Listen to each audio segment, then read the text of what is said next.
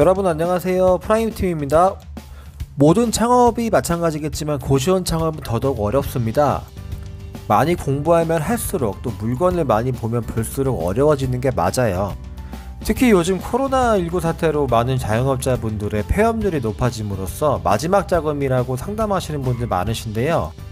그 이유는 고시원에 인건비가 들어가지 않고 특별한 기술을 요하지도 않으며 반오토식으로 운영하실 수 있고 마이너스 수익은 거의 나지 않는 사업이라고 많이 알려졌기 때문인데요. 이중 전문가에게 컨설팅 비용을 주면서 창업 생각하시는 분들이 계신데요. 그렇게 하지 말아야 할 이유를 제가 한번 말씀드려 보겠습니다. 저희는 부동산입니다. 부동산이란 건 매물을 가지고 손님께 소개를 해드린 목적으로 있는 거죠. 이 매물들은 모두 부동산에서 작업을 합니다. 작업이라고 하니까 좀 이상하게 들리실 수 있는데요. 일반 전월세나 주거용 주택 같은 경우는 동네 부동산들에 내놓게 되죠. 상가는 어떨까요? 물론 급하신 분은 여기저기 관련 부동산에 먼저 내놓겠다는 분도 계시긴 하는데, 하지만 대부분은 그 부동산에 근로하고 계시는 여자 중개인이나 중개 보조원분들이 그 상가를 방문이나 전화상으로 매매 권유를 합니다. 그래서 부동산은 여러 매체, 인터넷에 포함한 여러 매체로 광고를 하게 되고 손님에게 소개를 하여 거래를 성사됐을 경우에 중개 수수료를 취하게 되는 거죠. 고시원 매물도 이렇습니다. 하지만 컨설팅 비용을 500만원이나 적게는 200만원까지 취하시면서 중간에 껴있으신 분들은 이런 매물 작업들을 하느냐? 아닙니다. 다들 껴있는 부동산들이 있겠죠. 이곳에 매물을 받아서 중간에 필터링해서 그나마 액수에 맞는 나은 매물을 소개해주는 곳들이에요. 왜 그나마 나은 매물을 소개해주냐? 입금 먼저 받았잖아요. 그럼 빠른 시일 안에 마침표를 찍어드려야겠죠. 계약까지 마무리하고 무슨 간판을 바꿔주든지 뭐라든지 하고 사업자를 내줘야 거래가 성사되는 거니까요. 지금은 매물이 없으니까 뭐 한두 달, 세 달, 네 달 기다려보시라는 멘트 들어보신 분 계시나요?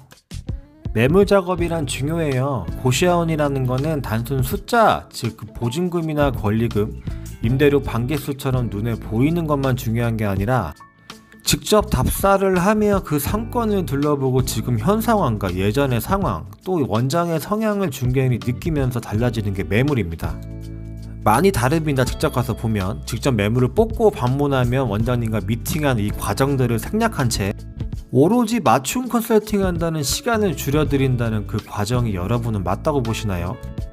또 여기에 컨설팅 비용을 제외하고 중개 수수료까지 부동산에 내면서 계약을 하며 운영을 한다? 싸게 하는 게 맞을까요? 중개 수수료를 좀 깎아줬다고요? 그것도 다 혼자 중개인하고 협의하며 할 수 있는 일이에요. 컨설팅 비용 깎아주시나요? 지켜보다가 깜짝 놀랐습니다. 아니 아무리 그래도 서울권도 아닌 경기권에 한 건물에 고시원 4개가 있는 곳을 소개를 해드린다. 그렇다고 상권이 좋은 곳이냐? 한참 아닙니다. 매물을 알아보시는 여러분은 많은 기회가 있습니다. 하지만 컨설팅 비용을 미리 선입금을 하며 매물을 보며 창업을 하는 건 입금하는 순간 끌려다니는 겁니다. 왜일까요? 발품 판다고 하죠. 여러 부동산을 통해 고시원 매물을 볼 수 있는 기회를 잃어버리는 거예요. 그 업체에서 쏴주는 물건들은 다 A급 같지요? 시간과 돈을 절약한다. 시간은 절약되겠네요. 발품 안 팔아도 되니까. 근데 왜 돈은 절약되는지 말씀 한번 해주셨으면 좋겠습니다. 계약 당시 사기를 당할까봐 컨설팅 비용으로 여러분의 소중한 돈을 지불하신다고요?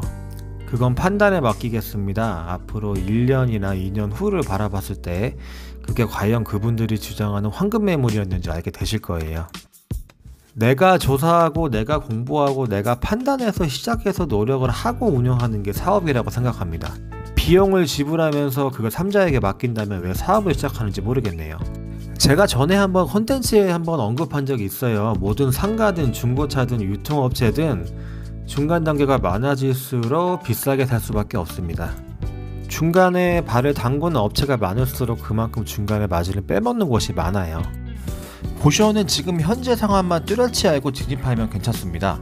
실제로 받는 반값은 얼마고 지금 몇 개 정확히 몇 개가 공실이며 전기, 수도, 가스, 인터넷비 등 정확히 1년치 체크해서 지금 얼마 남는 상태고 이런 것만 100% 확인시켜드리고 계약하신다면 전혀 문제 없으세요.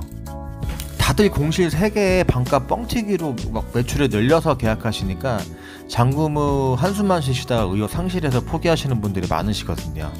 또 저희가 신설과 리모델링도 같이 하니까 하나 말씀드리자면 더더욱 중요한 건 이 자리에 과연 어느 정도 돈을 투자하여서 시설을 부분 리모델링 해도 되는지, 이게 제일 중요하다고 보는데요. 내가 인수받아서 시설을 고친다는 건 그만큼 권리금을 저렴하게 줬다는 것도 있겠지만, 이 자리에 과연 내가 이만큼의 시설을 더했을 경우에 반값을 더 받을 수 있는지를 체크해야 됩니다. 모든 지역의 고시원이 리모델링만 덜컥 한다고 잘 되는 게 절대 아니에요. 이건 저희가 시설팀이니까 더 잘 알아요. 만약 신사를 했을 경우에 큰 방과 드럼 세탁기와 여러 가구를 풀옵션으로 넣었을 때 어떤 곳은 60만원을 받고 많게는 75만원까지 받는 방이 있는데, 어떤 곳은 50만원 받기도 힘들 때가 있어요. 시설비는 50만원 받기도 힘들고 적게 들까요? 아니요, 똑같이 들어갑니다. 운영하면서 매출도 차이가 나겠지만 나중에 고시원을 매매할 때 과연 그 비용을 받을 수 있을까요? 절대 못 받습니다. 하지만 똑같은 시설에 반값을 75만원까지 받는 곳들은요, 매출이 늘어나니까 그 투자비도 받을 수 있는 확률이 높겠죠.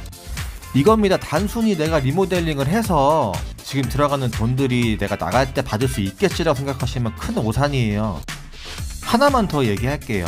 운영 후 매매할 때 권리금도 권리금이지만요, 내가 이 물건을 팔 때 부동산 수수료만 발생하는 게 아니라 생각지 못하신 곳에서 떼일 수도 있습니다. 그거 알고 계약하신 건지 궁금하네요. 만약 그 당사자분이 그 물건을 파실 때 지금 제가 드리는 말씀이 그때야 뭔지 아실 거예요. 하고 싶은 말씀은 더 많지만 오늘은 여기까지만 할게요. 시청 감사합니다. 프라임팀입니다. 저희 컨텐츠에 참여하고 싶으신 현직 원장님들이나 예비 창업자분들은 카카오톡 프라임팀이나 이메일 혹은 댓글로 남겨주세요. 유익하셨다면 구독, 좋아요 눌러주시면 영상 제작하는 데 큰 힘이 됩니다. 지금까지 프라임팀의 고프였습니다. 감사합니다.